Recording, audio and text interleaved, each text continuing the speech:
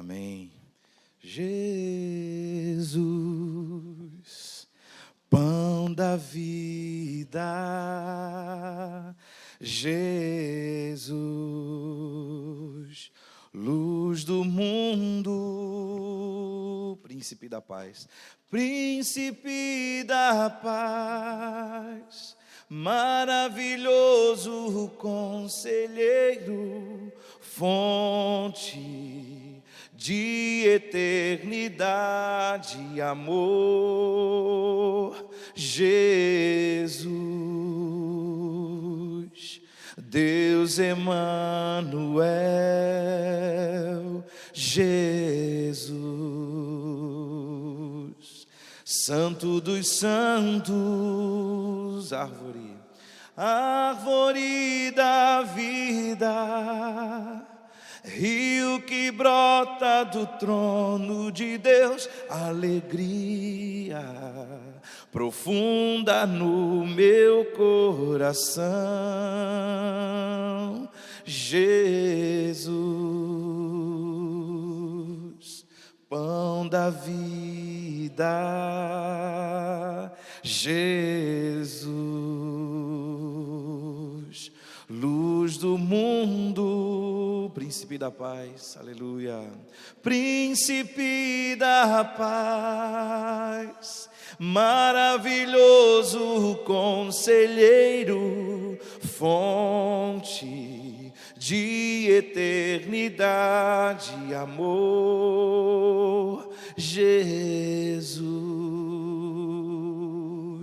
Deus Emanuel, Jesus, Santo dos santos, árvore da vida, rio que brota do trono de Deus, alegria profunda no meu coração, recebe a adoração, Jesus, és digno de louvor, Jesus, aleluia, recebe a adoração, recebe a adoração, Senhor, aleluia. Queria continuar relembrando sobre a cruz de Cristo, já foi bem falado, cantado aqui. Queria que você abrisse a sua Bíblia em Mateus capítulo 27. 27, do 32 até o 56. Vamos ler com calma esse texto. Mateus 27, versículo 32 ao 56. Diz assim: Ao saírem, encontraram um sirineu chamado Simão, a quem obrigaram a carregar-lhe a cruz. E chegando a um lugar chamado Gólgota, que significa lugar da caveira, deram-lhe a beber vinho com fel. Mas ele, provando, não o quis beber. Depois que crucificarem, partiram entre si as suas vestes, tirando a sorte, e assentados ali o guardavam. Por cima da sua cabeça puseram uma escrita, a sua acusação: Este é Jesus, o Rei dos Judeus. E foram crucificados com ele 2 ladrões, um à sua direita e outro à sua esquerda. Os que iam passando blasfemavam dele, meneando a cabeça, dizendo: Ó tu que destróis o santuário e em 3 dias o reedificas. Salva-te a ti mesmo, se és filho de Deus, e desce da cruz.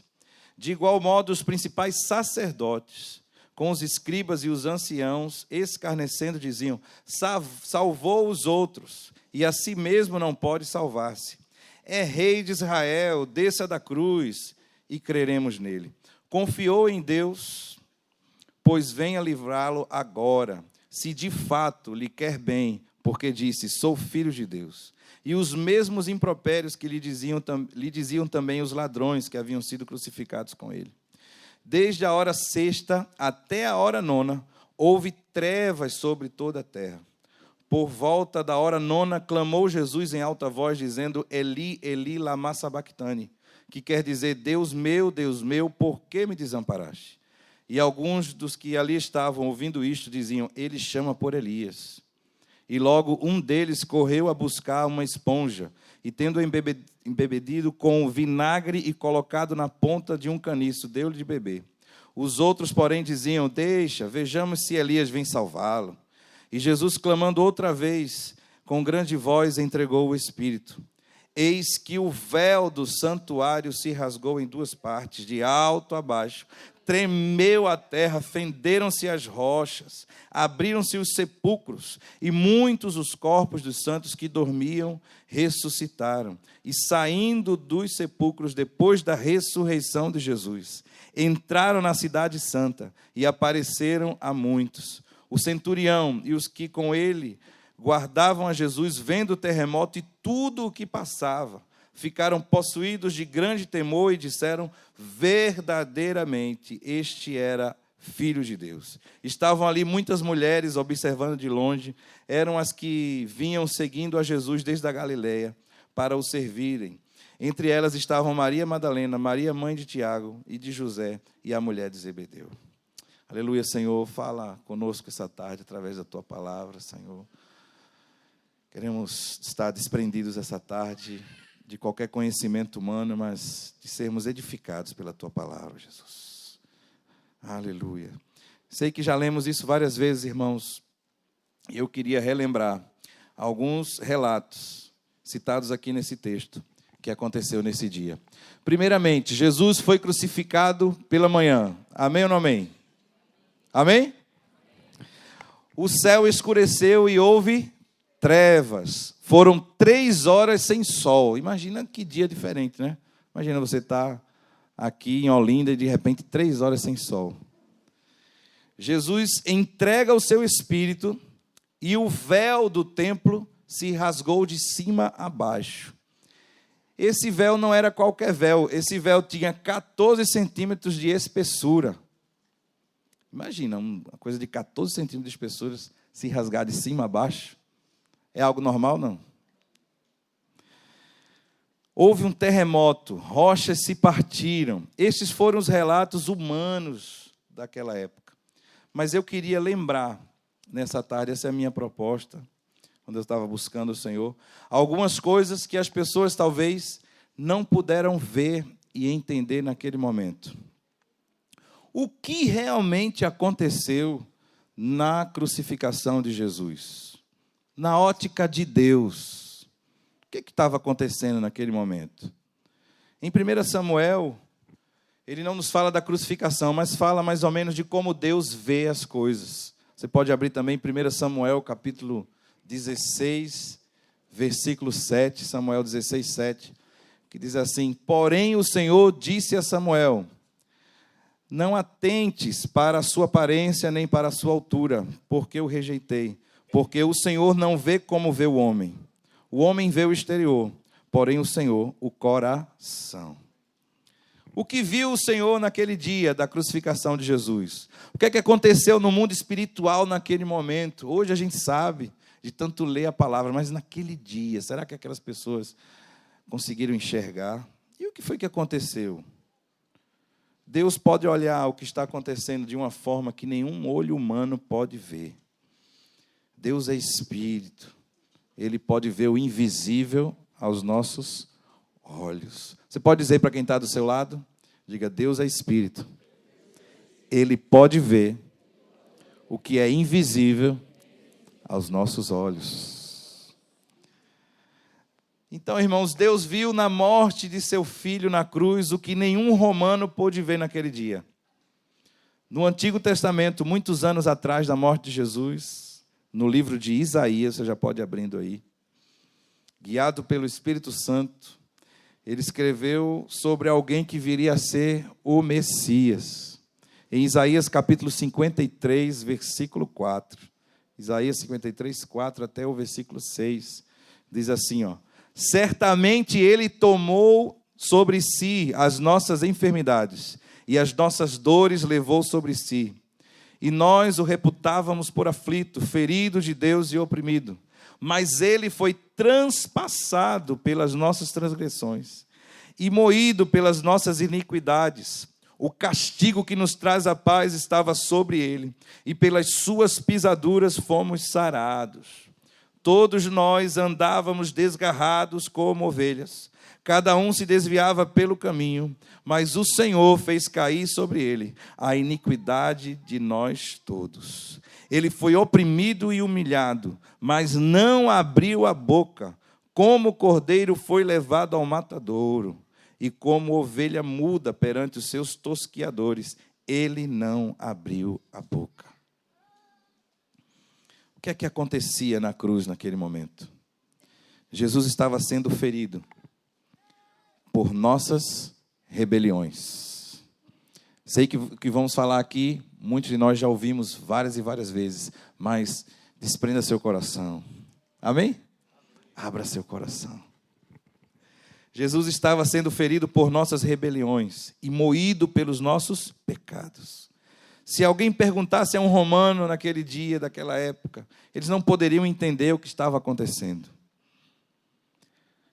Será que alguém viu que ele estava carregando naquela cruz o castigo que nos traz a paz?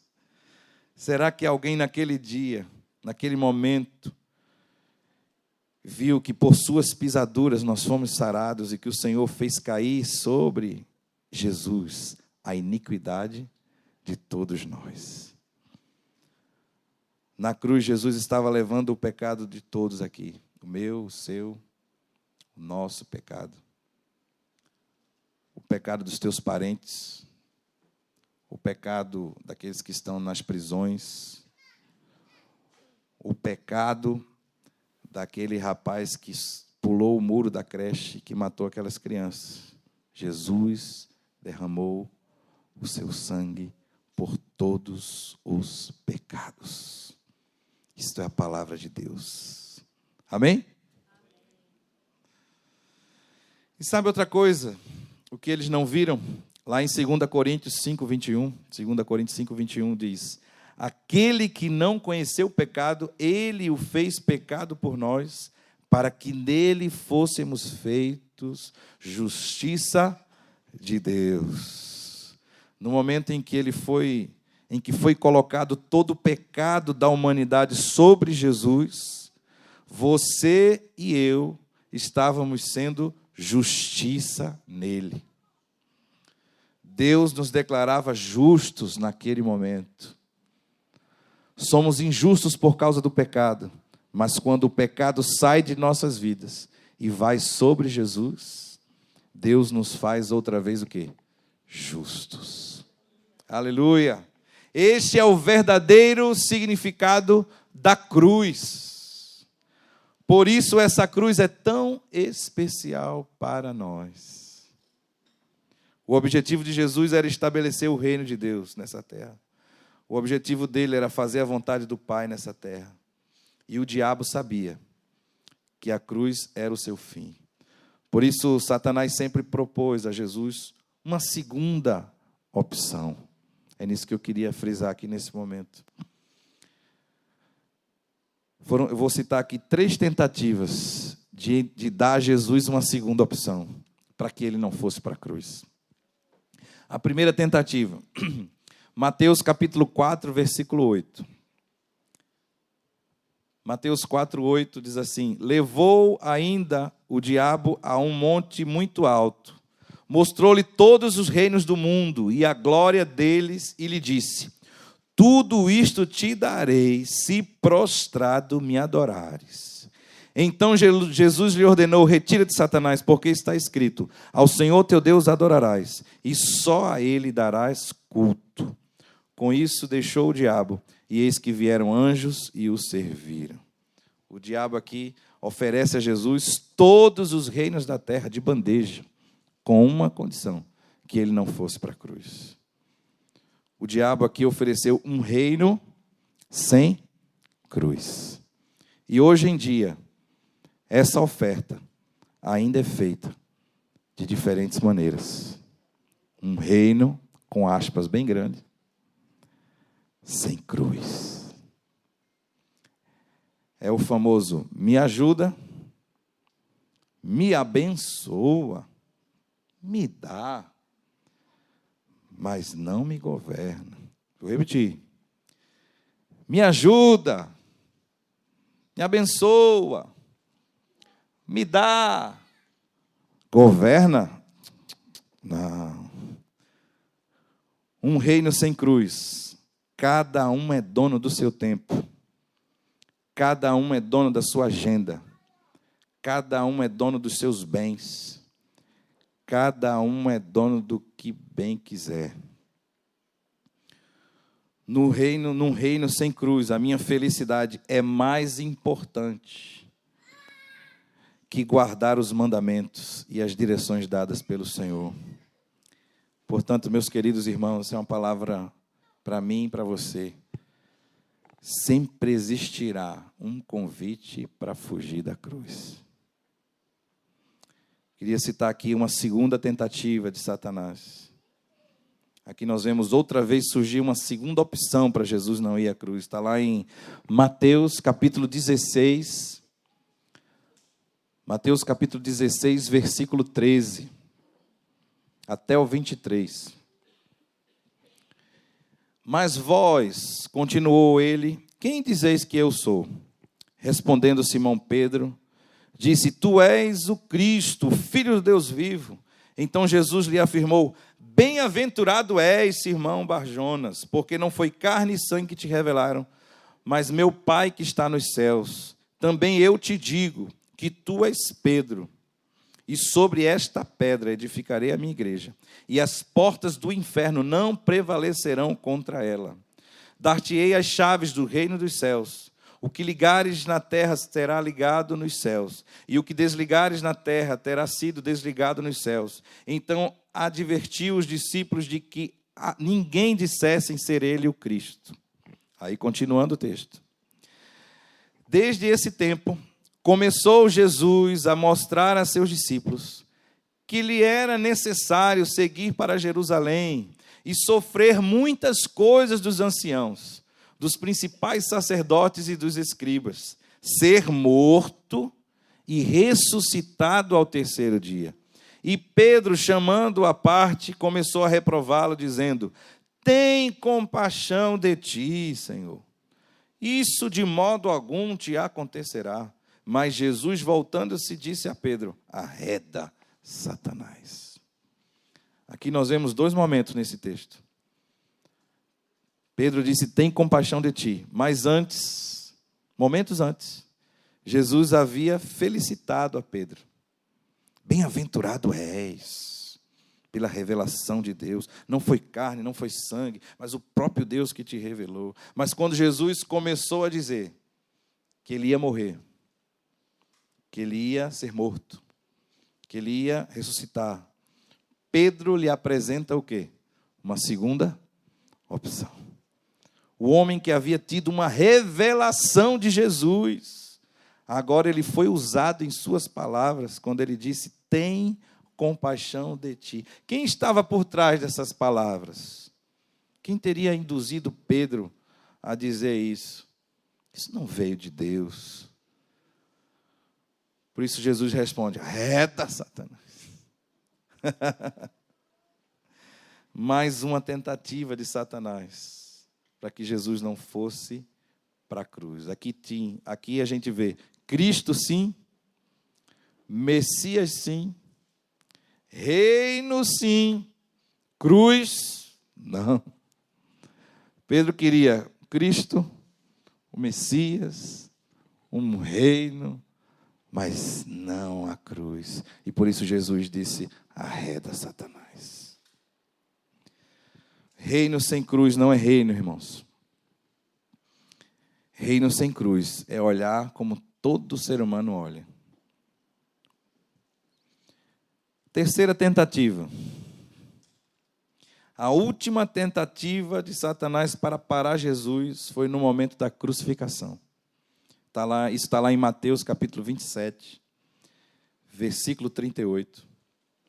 27 e 38, que diz assim, E foram crucificados com ele 2 ladrões, uma à sua direita e outra à sua esquerda. Os que iam passando blasfemavam dele, meneando a cabeça e dizendo: ó, tu que destróis o santuário e em 3 dias o reedificas.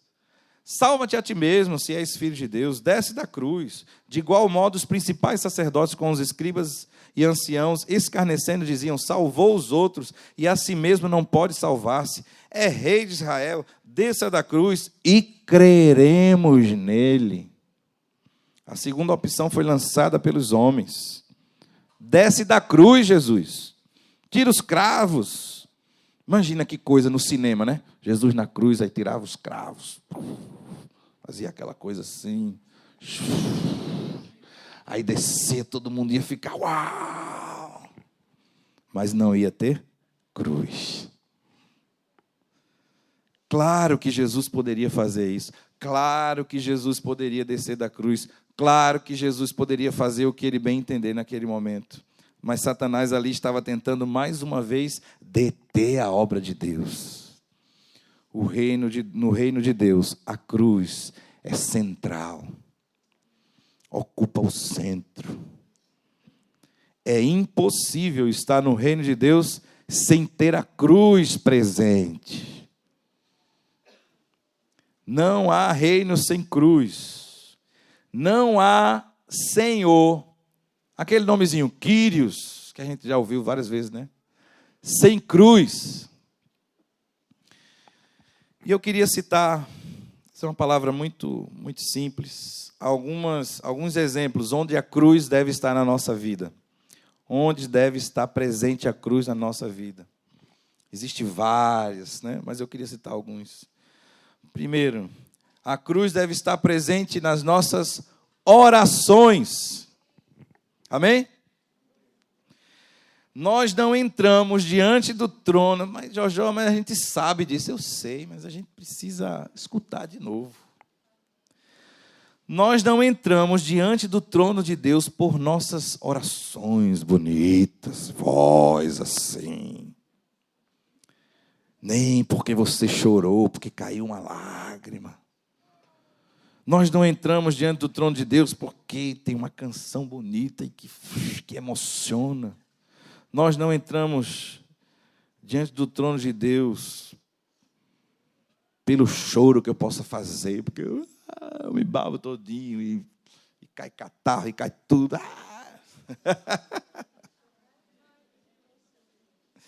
Não é pelo que nós somos ou pelo que nós fazemos, mas é pelo que Ele fez na cruz. Amém ou não amém? Ele já fez tudo. Todo o mérito é dele. É por Ele e por meio dele que temos entrada, acesso ao Pai. Portanto, irmão, se você ora assim mais sério, não tem problema não. Não é orar mais assim que vai fazer, não. É tudo foi Ele que fez. Já foi feito. Amém? Jojó, mas é porque eu canto e dá uma nota meio errada. Não tem problema não, meu irmão. Não é por isso não, é porque Ele já fez. Você entra na presença de Deus pela cruz, pelo sacrifício dEle na cruz, pelo sangue derramado. O que trazemos quando a gente adora a Ele? Trazemos o Cordeiro. Amém? Sem o Cordeiro de nada serve a nossa adoração. Sem o Cordeiro de nada serve a tua oração, o teu choro. Nada serve. Tem que ter o Cordeiro. Outra coisa que deve estar presente, a cruz deve estar presente. A cruz deve estar presente para perdão de nossos pecados. Vamos lá. É necessário confessar? Amém. É necessário pedir perdão? Amém. É necessário resolver situações? Amém. É necessário resolver quando solta a faísca? Amém. Tudo isso é necessário. Mas nós não somos perdoados por essas coisas. Nós somos perdoados porque alguém carregou todos os pecados na cruz. Porque Jesus foi na cruz, morreu na cruz, derramou seu sangue, e esse sangue está sobre a tua vida e sobre a minha vida. Amém ou não amém? Nunca podemos esquecer disso. Cada vez que ceiamos, estamos recordando ao crucificado, aquele que morreu, que ressuscitou ao terceiro dia. E aí nós vamos agradecendo, dando graças, como o Pedrinho cantou aqui, por essa obra, pelos pecados que foram lavados pelo sangue. Te adoramos, Jesus, essa tarde. Exaltamos a Ti. Outro ponto. A cruz deve estar presente. Obrigado, Lequinho. A cruz deve estar presente nas relações familiares, nas relações entre irmãos, nas relações com todas as pessoas.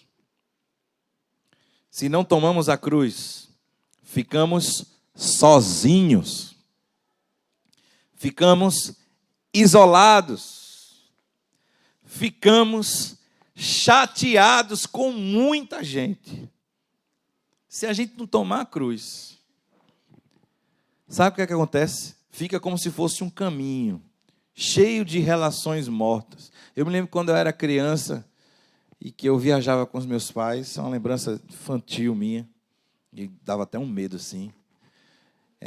Não sei onde era, mas era estrada de noite. E você ia andando e no vidrozinho assim, você ia olhando umas cruzezinhas com as velas, um negócio assim pela estrada, né? Que era gente que tinha sido acidentada, não sei, eu acho que é mais ou menos por aí. Isso ficou na minha cabeça, até hoje. Irmãos, e quando a gente, nas relações entre pessoas, não tomamos a cruz, a nossa caminhada fica igual um caminho assim, ó, cheio de cruzinha com a vela. Sabe o que é cada cruzinha daquela? É alguma relação que morreu. É alguém que você já... Não, aquele ali... Esse aqui... Aquela ali... Aquele dali...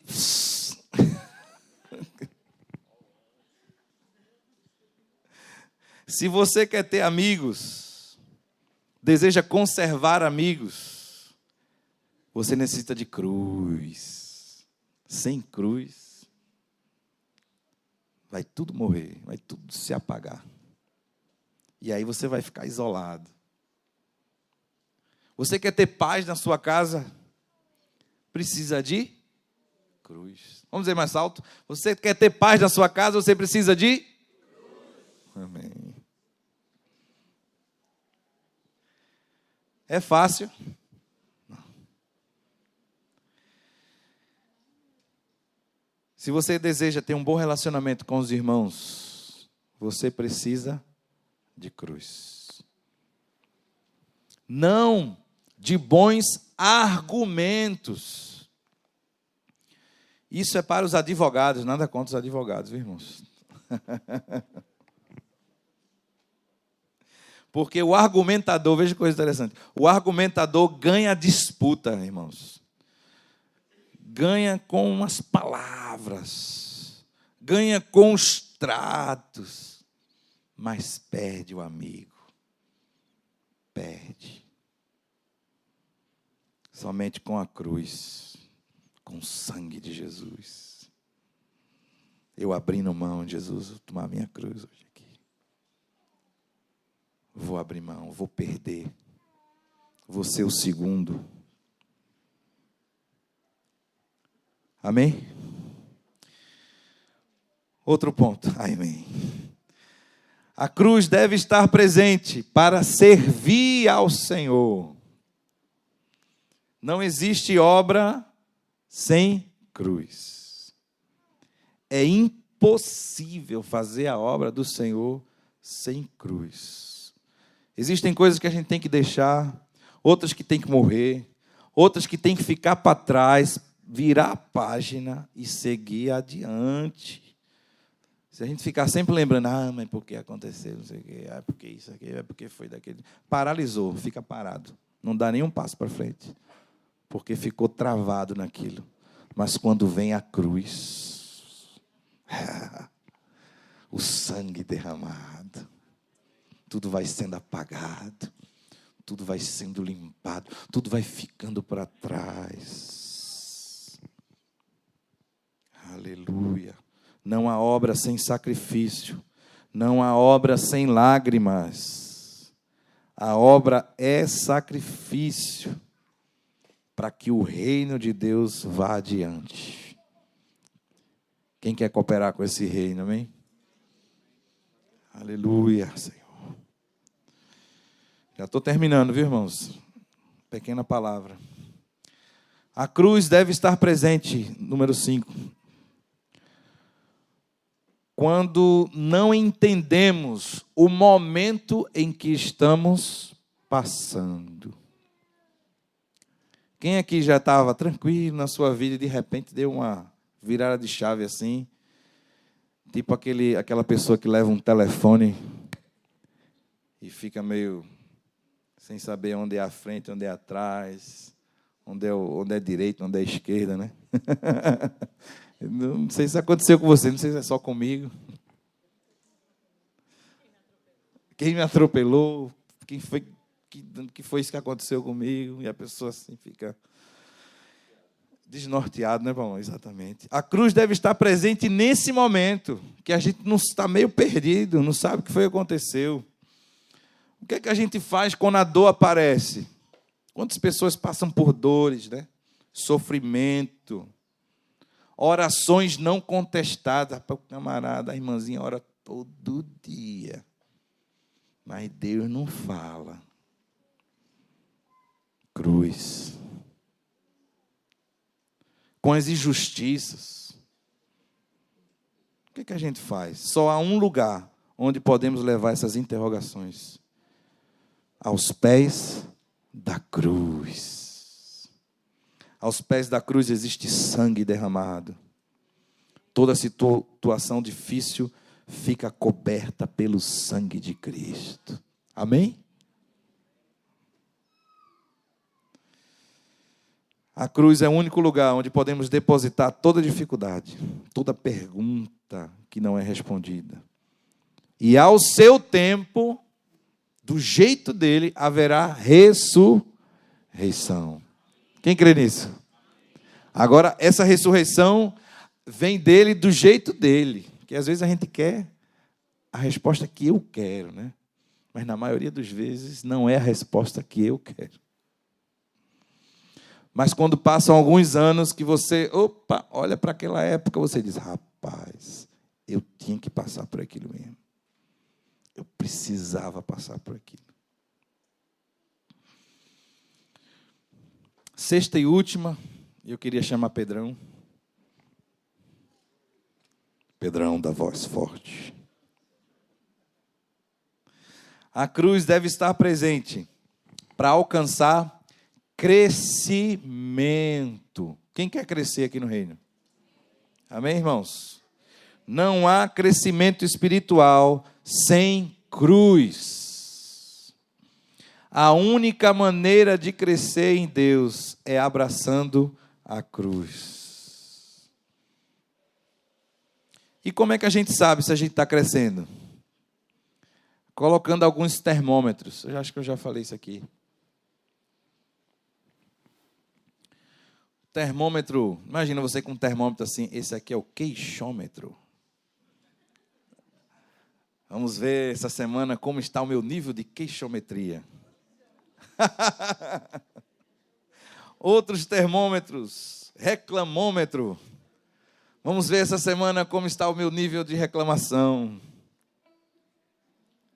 Vamos ver essa semana como está o nível de desejar o bem para o outro. Isso tudo a cruz. Sem a cruz a gente não consegue. Sem a cruz a gente olha o bem do outro assim.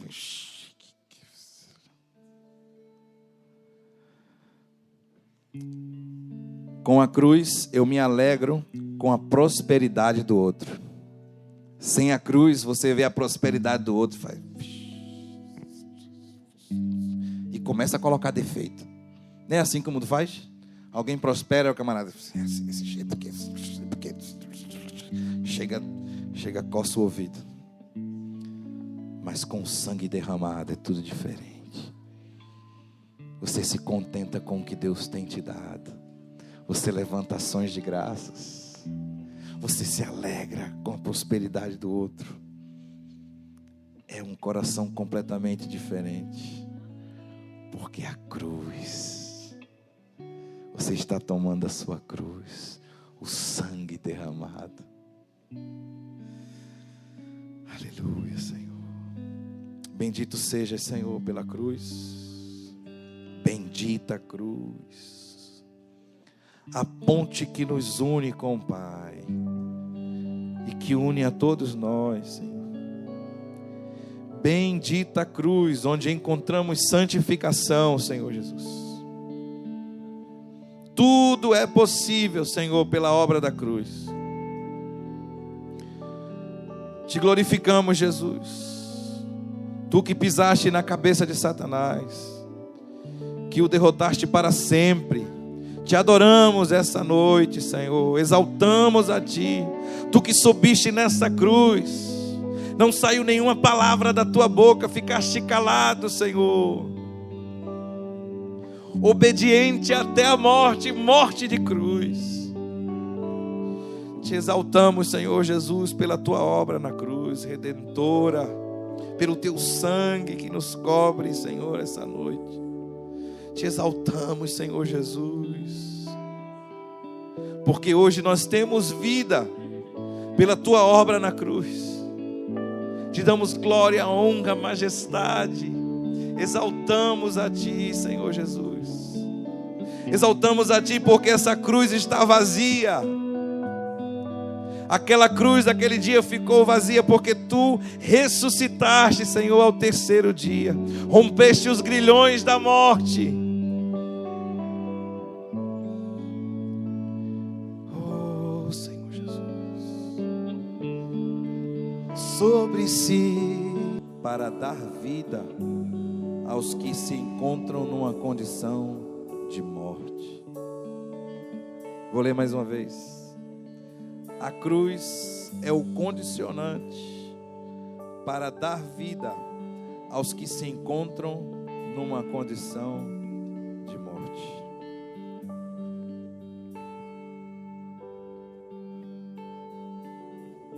Aleluia. Amém. Tem muito o que falar, né, irmãos? Se você foge da cruz, você foge da ressurreição. Uma das coisas mais difíceis que temos encontrado ao longo desses anos são pessoas que não estão dispostas a se submeter ao governo de Deus em suas vidas. Porque esse governo passa por nós perdermos. Entenda, uma vida de cruz leva a uma vida de ressurreição. Amém? O Senhor fala uma coisa tão preciosa através de Jojó aqui. Eu não sei você, mas dificilmente nós queremos perder uma briga de argumentos. Não é assim? Não é assim? Balança a cabeça porque é assim.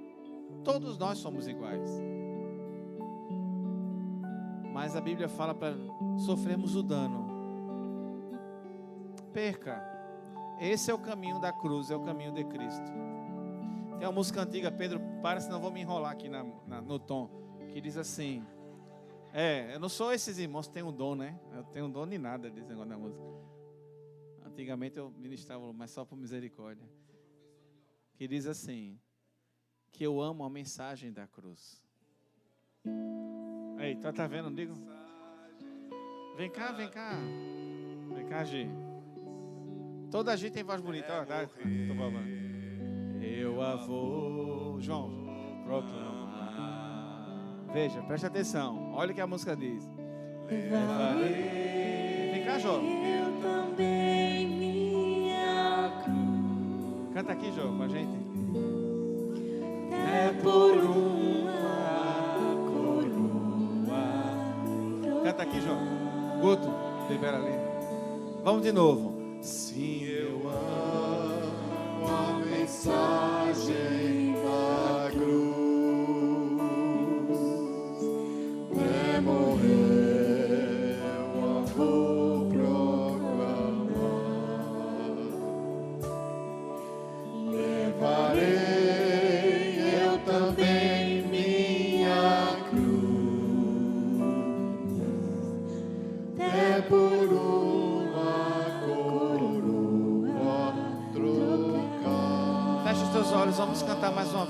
em oração.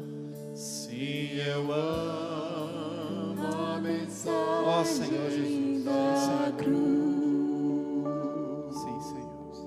Até morrer eu vou Ó Jesus. proclamar. Sim, Senhor.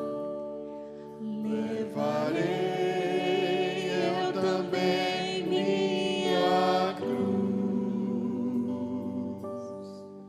até por uma coroa trocar. Sim, Senhor, quando abrimos mão, quando perdemos para ganhar, quando morremos para viver, levamos a mensagem da cruz, Senhor. Quando não queremos ser o maior, mas o menor. Quando abrimos mãos dos argumentos para ganhar pessoas e não perder pessoas para ganhar os argumentos. Quando reconhecemos que não somos nada sem Ti, levamos a mensagem da cruz. Até que naquele dia a trocaremos pela coroa que o Senhor está reservando para dar a cada um de nós. Por isso, Pai, Tu declaras na Tua palavra que aquele que não morre como um grão, fica só. Mas se morrer, produz muitos frutos. Queremos ser assim, Senhor. Como Jesus, que foi naquela cruz, injustamente, sem culpa, por cada um de nós. Graças Te damos pela essa palavra, Senhor. Nós queremos praticá-la, levando Sua mensagem através das nossas vidas, das nossas decisões, em nome de Jesus, para que possamos viver uma vida ressurreta, através de uma vida crucificada, em nome de Jesus, amém? Dá um cheiro a quem está do teu lado, declara uma semana de paz, de graça, uma vida ressurreta, através de uma vida crucificada, aleluia. Obrigado, Joel. Glória a Deus. Quem ainda não se inscreveu, os homens 18+, o link está no Vida Normal da Igreja.